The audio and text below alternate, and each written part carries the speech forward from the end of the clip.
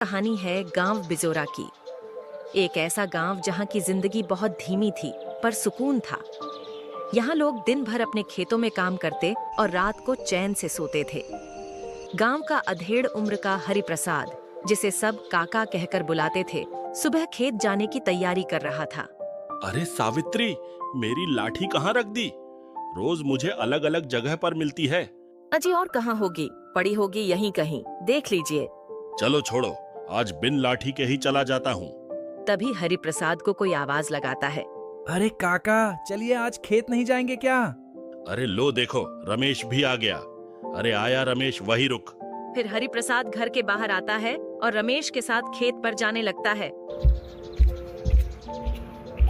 फिर खेत में आकर वो दोनों काम करने लगते हैं। दिन भर की मेहनत के बाद दोनों शाम को थक कर बैठ गए। अरे भाई रमेश, आज तो गर्मी ने बहुत बुरा हाल कर दिया है।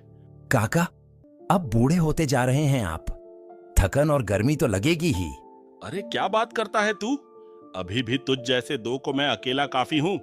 गांव की जिंदगी सादगी से भरी थी, बिना किसी चिंता के, बिना किसी डर के। लेकिन उसी रात बिजोरा गांव की नींद टूटने वाली थी। रात के सन्नाटे में किसान हरिया के घर के ऊपर कुछ अजीब सी आवाज गूंजी, जैसे कोई छत पर दौड़ गया हो। सीमा, क्या तुम्हें भी वो आवाज सुनाई दी? कैसी आवाज जी? ऐसा लगा जैसे कोई छत के ऊपर से गुजरा हो। अरे कुछ नहीं, बिल्ली होगी। काफी रात हो गई है, सो जाइए अब। दोनों सो गए, पर उस आवाज ने जैसे आने वाले तूफान की आहट दे दी थी। अगली सुबह हरिया का पड़ोसी किशन जोर जोर से रो रहा था। हे राम, मैं तो लूट गया। मेरी साल भर की मेहनत के पैसे कोई चुरा कर ले गया। किशन को रोता हुआ देख हरिया उसके पास आकर पूछता है, क्या हुआ किशन भाई, रो क्यों रहे हो?